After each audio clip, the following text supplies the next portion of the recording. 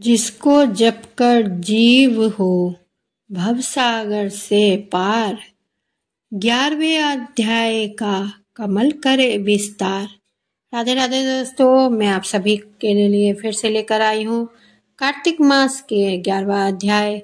आप सभी ध्यानपूर्वक सुने और मुझे पूर्ण विश्वास है जो मेरा वीडियो या कथा आप सभी को बहुत रोचक लग रही होगी और मेरे वीडियो पर आप लोग ज़्यादा से ज़्यादा शेयर करें, कमेंट करें और चैनल को सब्सक्राइब जरूर करें दोस्तों। चलिए 11वां अध्याय स्टार्ट करती हूँ, ध्यानपूर्वक सुने। आगे का अध्याय बहुत ही रोचक होने वाली है। माता तुलसी की कैसे वृंदा से तुलसी बनी, ये कथा बहुत ही रोचक है, ध्यानपूर्वक सुने।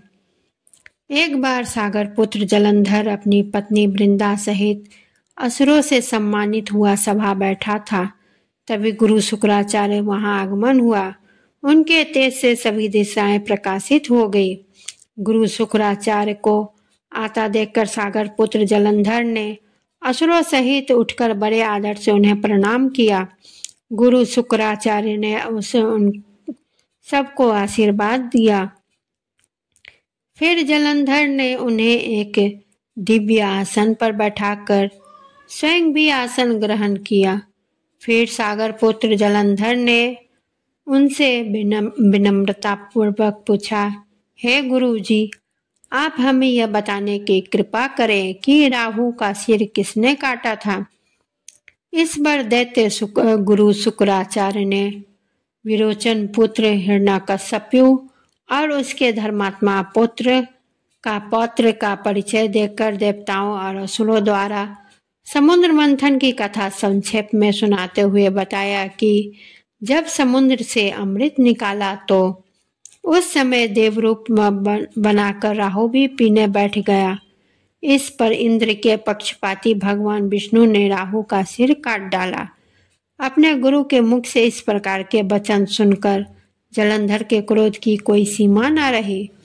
उसके नेत्र लाल हो गए। फिर उसने अपने भस्मर नामक दूत को बुलाया और उसे शुक्राचार्य द्वारा सुनाया गया वृतांत सुनाया। तत्पश्चात उसने भस्मर को आज्ञा दी कि तुम शीघ्र ही इंद्रपुरी में जाकर इंद्र को मेरी शरण में ले आओ। धस्मर जलंधर का बहुत आज्ञाकारी एवं निपुण दूत था। वह जल्द ही इंद्र की सुधर्मा नामक सभा में जा पहुंचा और जलंधर के शब्दों में इंद्र से बोला, हे देवता धाम, तुमने समुद्र का मंथन क्यों किया और मेरे पिता के समस्त रत्नों को क्यों ले लिया।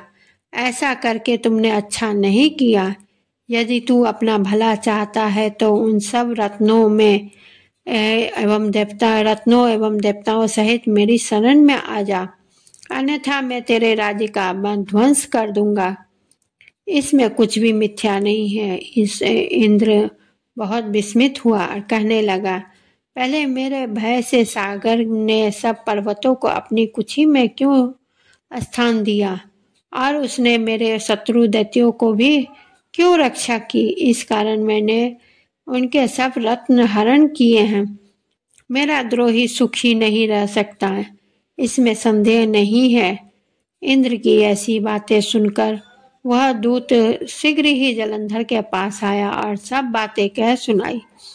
उसने सुनते ही वह दैत्य मारे क्रोध के अपने ओठ फरफराने लगा और दैत्यों पर विजय प्राप्त करने के लिए उसने उद्योग आरंभ कर दिया।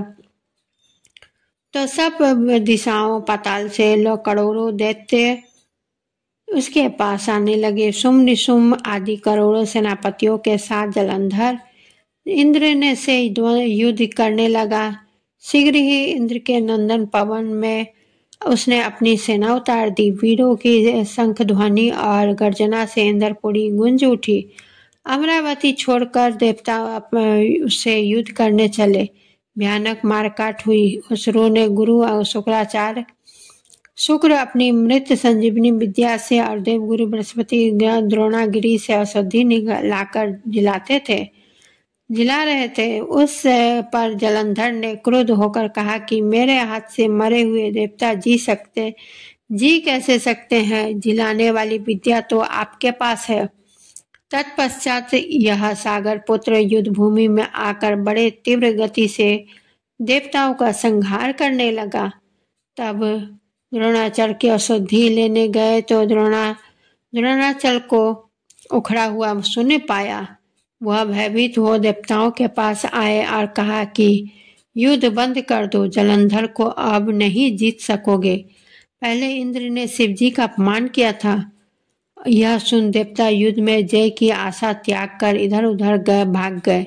सिंधु सुत निर्भय हो अमरावती में घुस गया। इंद्र आदि सब देवताओं ने गुफाओं में शरण ली। दोस्तों, 11वां अध्याय यहीं समाप्त होती है। धन्यवाद।